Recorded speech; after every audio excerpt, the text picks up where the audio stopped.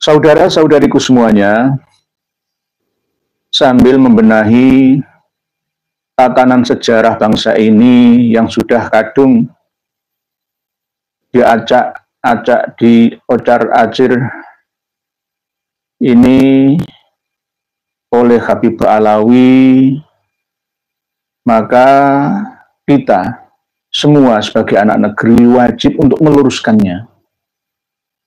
Di antaranya malam hari ini ada bukti yang disampaikan berkali-kali oleh seorang Habib muda yang dulu pernah seakan-akan membela bangsa dan negara, dekat dengan Kang Mas Dudung Abdurrahman. Tetapi intinya ya sama saja, yakni tetap kastanya lebih tinggi dari kita, ingin lebih dari segalanya, bahkan tidak sungkan dan takut-takutnya untuk merubah sejarah bangsa kita.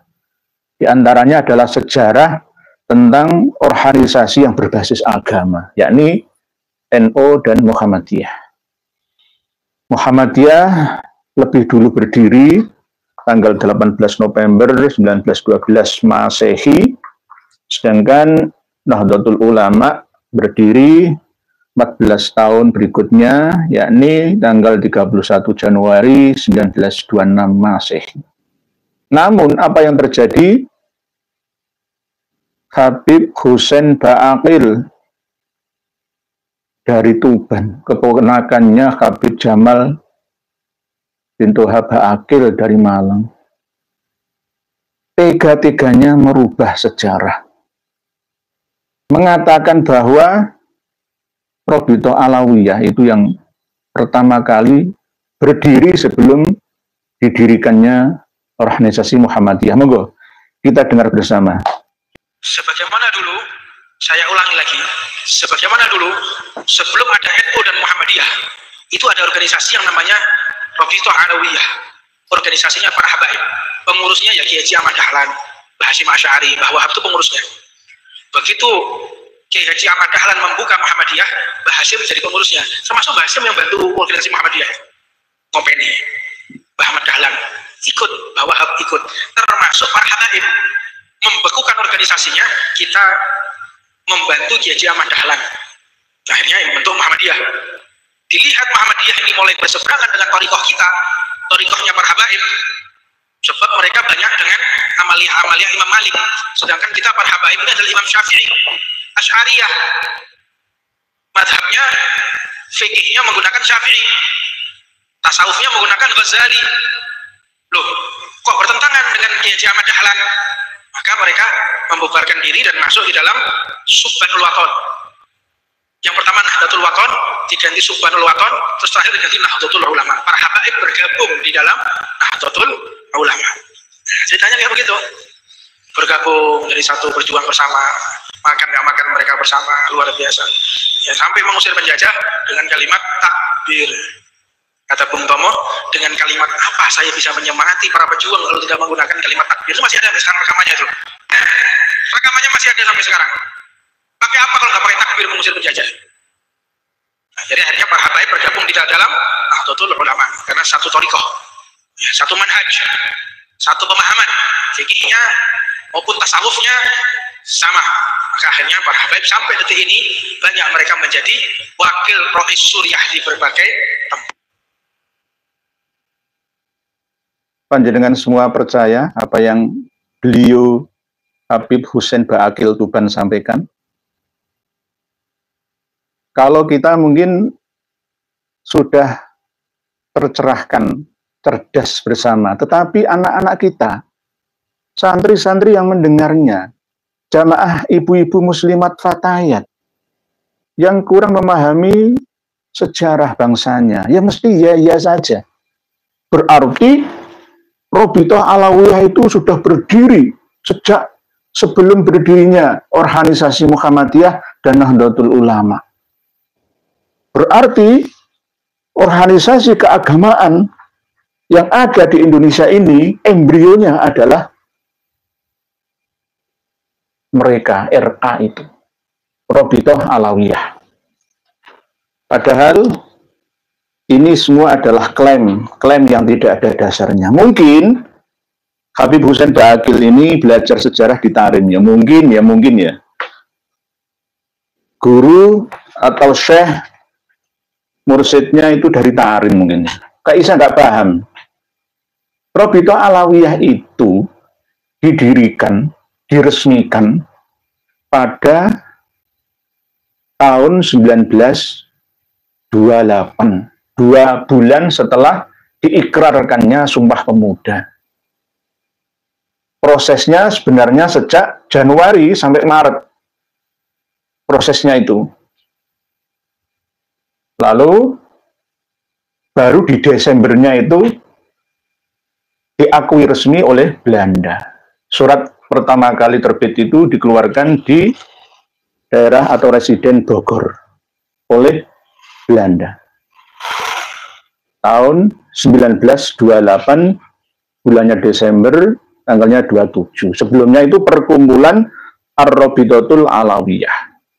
Baru setelah itu menjadi Robitoh Alawiyah atau Robitotul Alawiyah. Pernah kami sampaikan kepada panjenengan semua tentang kalimat An-Nafi'ah, tentang doktrin-doktrin Robitoh Alawiyah, yang nanti mungkin bisa kami sampaikan kembali inti dari didirikannya Robitoh Alawiyah itu untuk apa dan siapa. Ada 31 poin penting, 30 poin penting yang berisi dokumen rahasia milik Robitoh Alawiyah yang pernah kami sampaikan kepada panjenengan semua pada bulan-bulan yang lalu. Dan intinya hampir sama seperti yang dilakukan oleh Habib-Habib setelahnya, setelah didirikannya Robitoh Alawiyah ini. Yakni apa? Berjuang untuk merubah sejarah. Tidak yang muda, tidak yang tua, sama saja. Habib Hussein Baqil atau Baqil ya, Baqil. Tuban ini kan masih muda, masih adik saya jauh. Tapi sudah terkontaminasi virus membius masyarakat untuk salah dalam memahami sejarah bangsanya sendiri. Berkat jasa para habaib yang ada di Ar-Robitotul Alawiyah, maka berdirilah yang namanya Muhammadiyah. Ini gimana tahu tahun apa enggak? Ngerti tahun apa enggak? Pertama kali Ormas Islam berdiri tahun 1912 itu justru Muhammadiyah. 1912, 18 November 1912 sama 1928, PSN di Zia 1928 loh. Hitung-hitungan itu TK loh ya, coba ya. Anak TK aja itu bisa mikir gitu ya. 27 Desember 1928. Lebih duluan 19 daripada 1912. Itu piye ngitungnya loh. Ngitungnya itu lebih gitu. Jadi kita dituntut untuk kritis. Bukan suudon, kritis.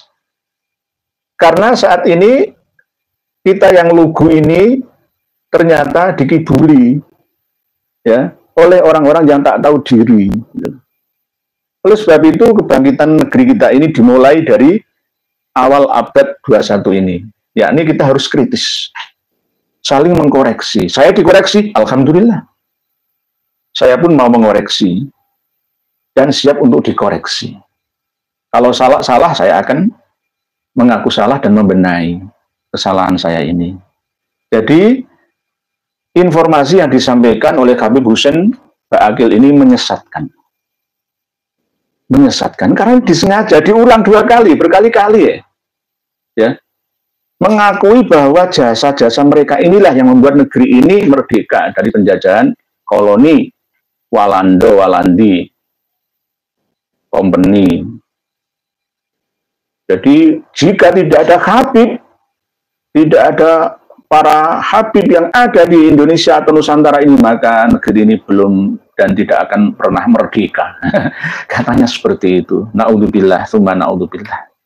Ini menyakitkan hati seandainya Romo Kiai Muhammad Darwis Kauman Yogyakarta mendengarkan ceramah ini. Ceramahnya Habib Hussein Ba'akil ini. Karena apa? Nggak sesuai. Gitu. Nggak sesuai. Romo Kiai Muhammad Darwis alias Kiai Haji Ahmad Dahlan. Namanya ada dua. Muhammad Darwis. Didirikan Muhammadiyah itu di kota Kauman. Desa atau daerah Kauman Yogyakarta. Sebelum mendirikan Muhammadiyah, beliau Kiai Muhammad Darwis atau Kiai Haji Ahmad Dahlan berkonsultasi. Di mana konsultasinya? Di Mekah sana. Berguru dengan ulama siapa? Apakah para habaib? Enggak. Berguru kepada Syekh Khotib Al-Minangkabawi, Syekh Nawawi Al-Bantani, Kiai Mas Abdullah As-Surabayai, Surabaya, dan Kiai Fakih Mas Kumambang Gresik sini.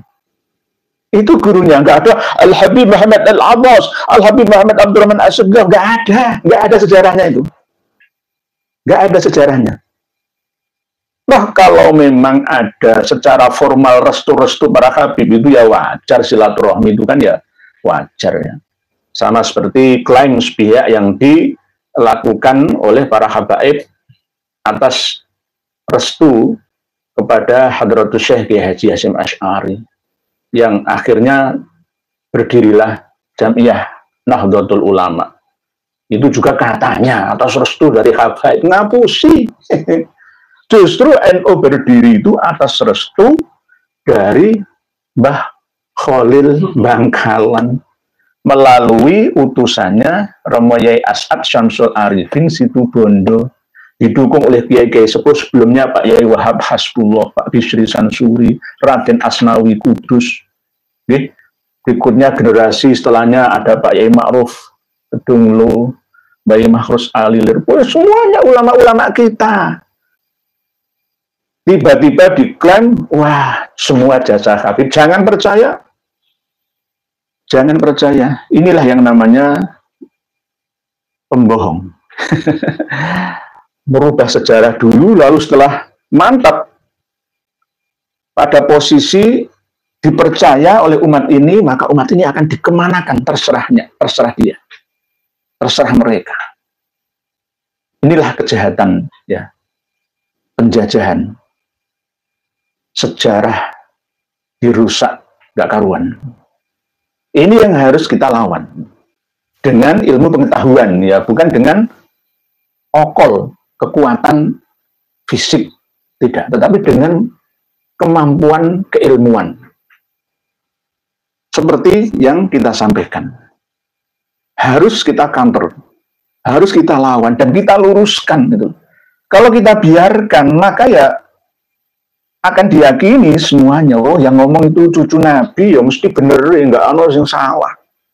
Walaupun nggak sesuai dengan fakta sejarah, ya mesti bener. Akhirnya seperti itu nanti. Tidak hanya makan sejarah yang dimakamkan, ya, organisasi pun dirampas. Intinya kita kembali pada rumah global, rumah besar bangsa Indonesia itu adalah milik Tarim. Kembalikan ke rumah besar ini. Kalau rumah besar ini sudah diakui sepihak Jawa Bintu Tarim, maka semuanya akan ikut. Tak tersisa nanti. Saya nanti kalau meninggal dunia, ya, setelah 20 tahun mungkin saya akan diakui menjadi Al-Habib Muhammad Nur Yahya As-Salafi Al-Abbas. Dirubah sejarah saya. Kalau kita diam saja. Oleh sebab itu doanya Dr. Sugeng Sugiyarto, kiai-kiai muda sekarang ini jangan mati dulu. Nanti kalau mati duluan dihabibkan semua. Bener, leres jenengan nggih. Dr. Sugeng Sugiyarto. Walaupun beliau itu ahli DNA, tapi agama pun ya sebenarnya beliau menguasai dari sudut pandang sufi. Jadi kita harus berhati-hati ketika kita mendengar ceramah-ceramah habaib seperti ini. Semuanya, semuanya. Saya nggak bisa milih. Oh itu oknum, nggak ada oknum. Oknum itu 1, 2, sampai 10 lah itu oknum. Lah kalau ya mayoritas 90% itu bukan oknum. hanya 1% atau 2% lah, ya, yang benar-benar lurus dan jujur dalam menyampaikan isi ceramahnya ke hadapan umat ini. Atas dasar rasa terima kasihnya mereka terhadap bangsa ini, diterima baik, hidup bersama berdampingan di negeri yang melimpah ruah kaya raya ini. Tapi sebagian besarnya enggak, malah justru dikasih hati ngerogoh rempelo. Bahasa Jawanya seperti itu. Jadi kembali kepada materi ngaji malam hari ini, yakni apa yang dikatakan oleh Habib Hussein Ba'agil Tuban itu 100% salah. Siapa yang menyalahkan? Sejarah, bukan saya. Sejarah. Coba cari sejarah singkat berdirinya Muhammadiyah. Cari sejarah singkat berdirinya Nahdlatul Ulama. Nggak ada. Tercantum nama-nama habaib yang merestui. Tanpa restu habaib, NU nggak bisa berdiri. Muhammadiyah nggak bisa berdiri. Nggak ada sejarah itu. Nggak ada.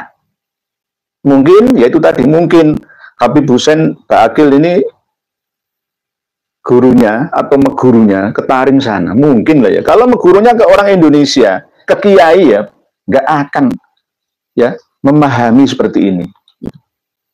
Pemahaman yang salah terus diulang-ulang akan menjadi seakan-akan sebuah kebenaran. Kebatilan yang dipropagandakan, diulang terus-menerus masif, maka akan dianggap sebagai sebuah kebenaran.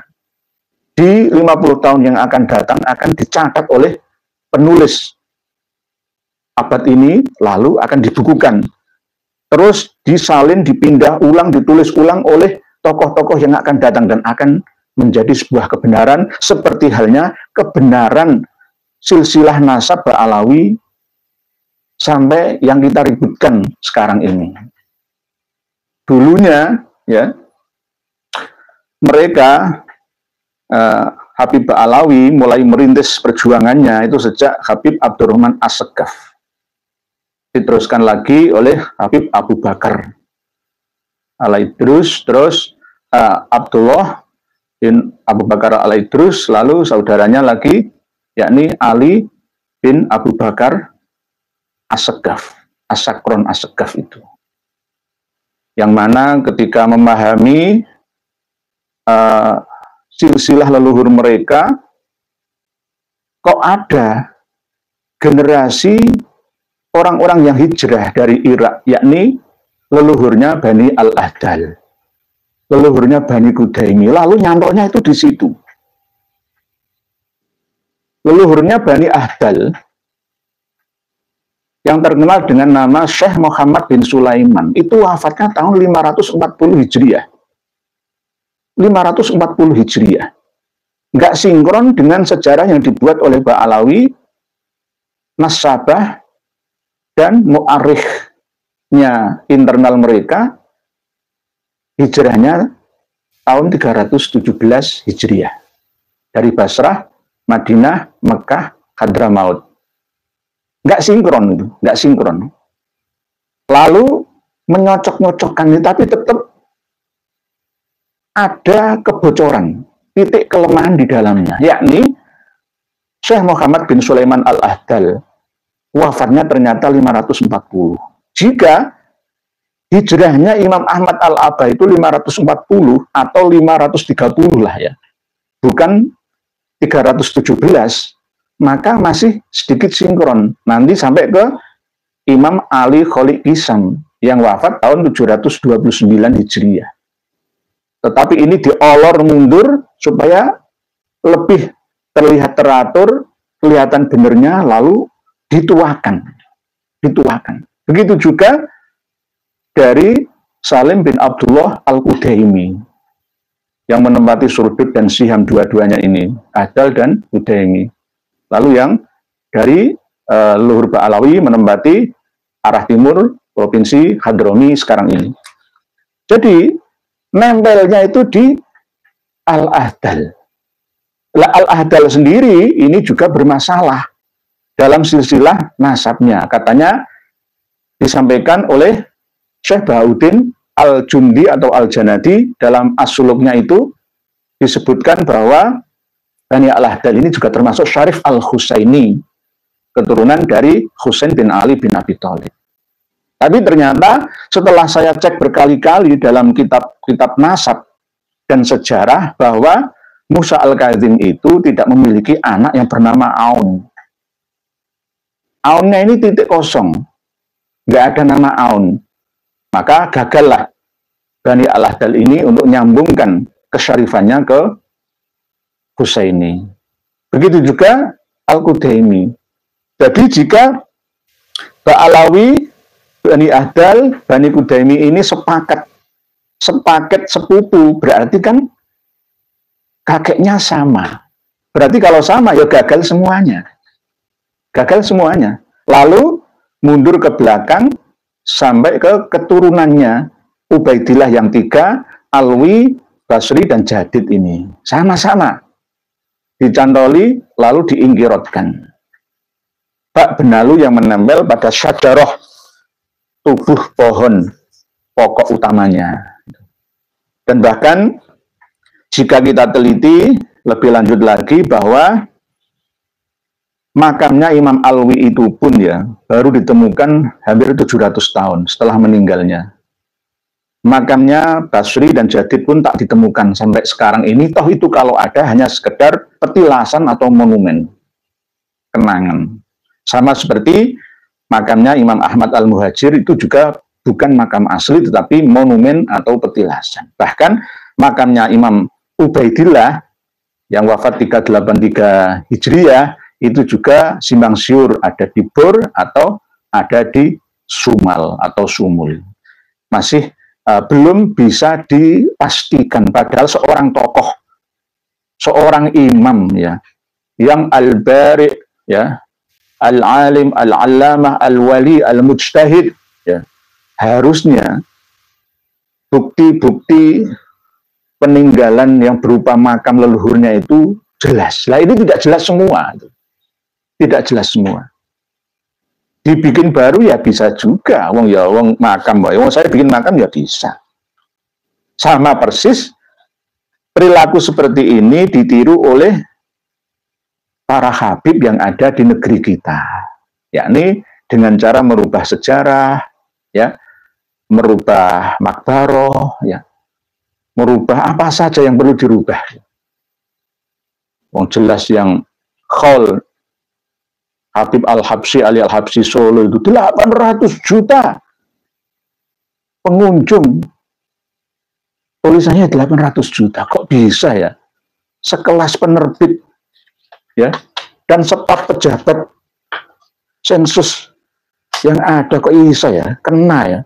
Kekuatan apa ya? Sihirnya apa? Justru kadang-kadang itu heran saya. Sangat-sangat heran saya itu. Jadi ini yang perlu kita waspadai bersama, bahwa tujuan utama memang ada 30 kata mutiara yang disampaikan oleh Habib Alwi Al-Haddad ya, termasuk bagian dari pendiri Rabithah Alawiyah, memang benar-benar telah merasui ya memori para Habib Alawi. Ini kami dapatkan, ini termasuk rahasia ini ya. Ya antaranya adalah jika seorang Alawi menentang para pendahulunya, maka ia kehilangan akhlak yang bagus dan perbuatan yang baik. Jadi tetap dipertahankan. Tradisi menutupi kesalahan seakan-akan sebuah kebenaran itu diulang terus dilakukan. Gitu. Jika saja kaum Alawin tidak berpegang teguh dengan pegangan kafaah, maka sudah jatuh akhlak mereka sejak dahulu. Nah ini berbahaya. Kekayaan alam kaum Alawin di Jawa akan kembali menjadi kemiskinan yang parah dan bercerai-berai selama mereka tidak memelihara pagar agama dan akhlak dan tidak tumbuh tolong-menolong di antara kelompok mereka, bukan seluruh bangsa Indonesia, di antara kelompok mereka sendiri, eksklusif internal mereka. Jika seorang Alawi bercampur dengan orang dusun, ia akan menjadi beku dan membatu. Dan jika ia terlalu bercampur dengan orang-orang umum, maka ia akan menjadi terlalu longgar, sehingga tak dapat menjadi kokoh dengan kaumnya. Ini saya punya.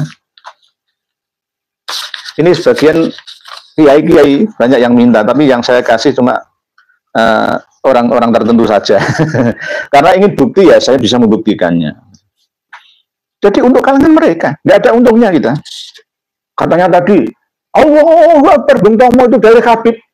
Mana Habib yang berjuang arek-arek Surabaya didukung arek Madura, arek Malang, arek Jombang, arek Cirebon, arek Jawa Tengah ngelawan Inggris, Nica, Gurkha sampai mati ribuan, omah dibakar, ngungsi ke Krian, gak karu-karuan orang no Habibe. Saya orang Surabaya, gak ana Habibe. Jorong Allah Habib ngapusi klaim. Lah Allah Akbar Bung Tomo ku ya Islam.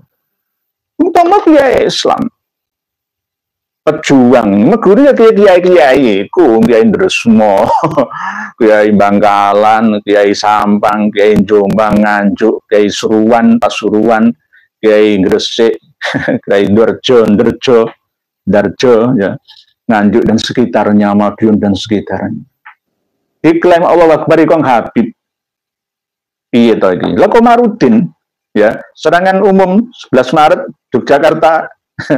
Monumen Tugu Jogja kembali itu Komarudin ya Allah ya padha itu Komarudin ini koncone Pak Harto tapi melarat gara-gara apa? Sekti Mundraguna gak kebal peluru ya tapi sakno ya akhirnya ya terlunta-lunta dalam arti ekonominya ya karirnya itu enggak sampai naik ya Komarudin itu dulu itu ada film Janur Kuning gitu kan, Janur Kuning itu Pak Harto, ada Pak Harto di situ. Jadi begitu, orang yang paling ragu terhadap gerakannya diberkahi ini atau Ar-Rabithah Alawiyah adalah orang yang bakhil, orang yang hina dan orang yang mengaku-ngaku. Sedangkan orang yang paling percaya dengan gerakan ini adalah semua yang mulia jiwanya, murah hatinya dan tinggi cita-citanya. Doktrinnya. Percayalah bahwa kalian adalah kaum yang tertinggi. Ini doktrin harus dihapus ini. Ini sama dengan doktrin Yahudi. Ketika memasuki tanah suci Palestina, merampas hak-hak warga asli Palestina. Ya, seperti ini. Percayalah bahwa kalian adalah kaum yang tertinggi. Jadi Pak Alawi, Habib kaum yang tertinggi. Ini didoktrinkan kepada anak cucunya mereka. Mulai kecil sudah harus dianggap sebagai anak emas, anak raja di raja. Oleh sebab itu saya kan pernah berkata, sejak sekarang para habaib tolong jangan lagi doktrin seperti ini terhadap anak cucu kalian. Mulai belum lahir itu sudah diplok-plok, nak, kamu bukan cucu Nabi, nak, kamu bukan cucu Nabi, harus gitu, nggak boleh. Nak, kamu darah Nabi, cucu Nabi, ahlul bait Nabi, nak, kamu tuh orang suci, orang mulia. Jangan. Kalau mau mendoakan pada waktu usia 4 bulan kehamilan, ya doakan, nak, kamu itu manusia biasa, nak. Kamu tidak akan mulia jika kamu tidak berusaha dan berdoa, berbuat kebaikan dan bertakwa. Gitu loh. Jangan gini, percayalah bahwa kalian adalah kaum yang tertinggi. Niscaya kalian akan benar-benar demikian. Keyakinan, membangun sugesti, keyakinan internal mereka seperti ini. Siapa yang ragu dengan keberhasilan gerakan yang diberkahi ini, berarti ia telah tenggelam dalam persangkaan yang buruk terhadap Allah, Rasulnya, dan para pendahulu kita yang saleh. Jadi ini sangat-sangat, ini loh. Seorang Alawi tidak akan selamat dari siksa Allah jika telinganya tuli dari teriakan anak yatim ahlul bait di negeri ini. Anak yatim ahlul bait loh ya, bukan anak yatim seluruh rakyat Indonesia, bukan, khusus anak yatim ahlul bait. Pertama kali Rabithah Alawiyah kan mempunyai badan otonom Darul Aitam ya, yang dikelola oleh Rabithah Alawiyah di Jakarta itu. Ya, kalau saya ini semua, tidak peduli dari Madura, dari Jawa, dari Bugis, dari semua umat manusia, bukan khusus untuk Pak Alawi saja. Jadi ini sekelumit tentang doktrin ya Rabithah Alawiyah, 30 butir atau poin yang saya bacakan beberapa poinnya saja. Kalau saya baca semua, ngeri, betul-betul ngeri lah. Inilah kenapa kok mereka sampai sekarang ini terus ya getol merubah sejarah bangsa ini. Gara-gara ini, mulai dari doktrin ini pertama kali. Doktrin ini berbahaya. Jadi ingin merubah berdirinya Muhammadiyah ya, itu atas restu ya dari Habib Robito Alawi. Robito Alawi ya itu berdirinya tahun 1928 tanggal 27 Desember. Muhammadiyah berdirinya itu tanggal 18 November 1912. Nahdlatul Ulama berdirinya tanggal 31 Januari 1926. Kok iso lebih duluan 1928 itu loh. Coba lah dipikir bareng-bareng lah, masuk apa enggak? Jelas-jelas enggak masuk. Enggak masuk akal ya. Kecuali orang yang tidak berakal ya, akan menerima saja. Ya, iya bener, cucu Nabi bener kabeh, enggak ada yang salah, maksum. Maksum. Nah, baru-baru ini kan ada seorang kiai ya, seorang buya ya dari Sunda itu mengatakan damai saja, kita ini damai aja, sama dengan anggaplah ini pro kontra doa kunut itu loh ya. Ada yang kunut, ada yang tidak, ada yang ketika sholat membaca Fatihah jahar dan sir ya seperti disamakan seperti itu nggak bisa, nggak bisa. Sama dengan al halal bayinun, wal haram itu bayinun. Jelas yang salah ya salah, yang benar yang benar. Bainal haq wal batil sudah jelas. Nggak bisa diajak kompromi. Sama dengan kalau saya kompromi dengan Habib Alawi menerima husnudzon, silsilah nasab mereka berarti saya melukai kesucian nasab Nabi dan keturunannya yang asli. Dan saya mengorbankan seluruh rakyat Indonesia ini. Kong kalingkong, ta'awun bukan alal bir wat taqwa, tapi ta'awun alal ismi wal udwan. Bahaya. Bahaya, sangat berbahaya. Jadi seandainya terjadi konfrontasi bagi-bagi bener lah ya istilahnya, bukan konfrontasi tapi toleransi ya.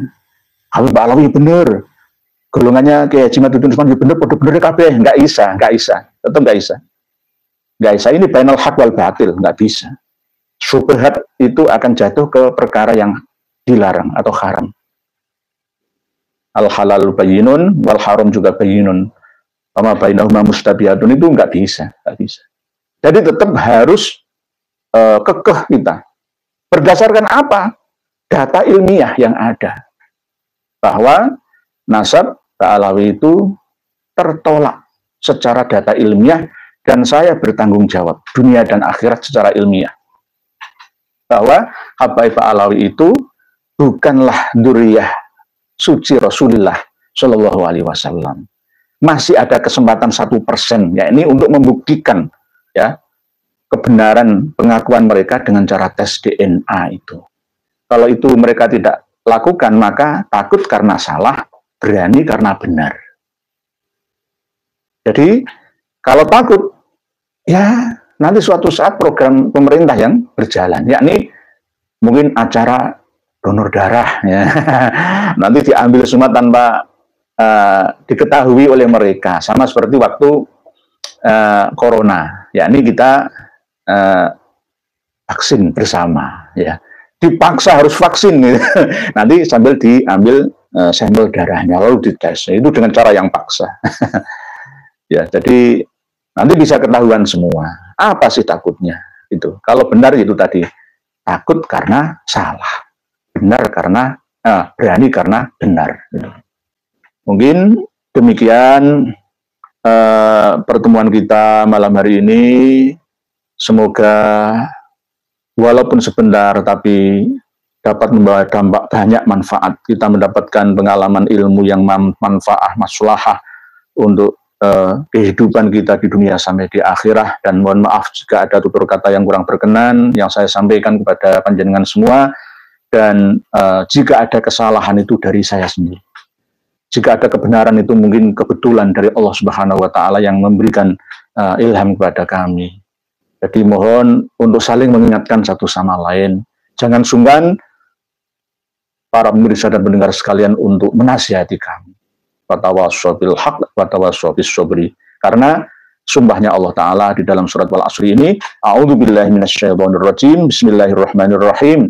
Wal asri innal insana lafi khusrin illalladzina amanu wa amilus solihati wa tawassaw bil haqqi wa tawassaw bis sabri.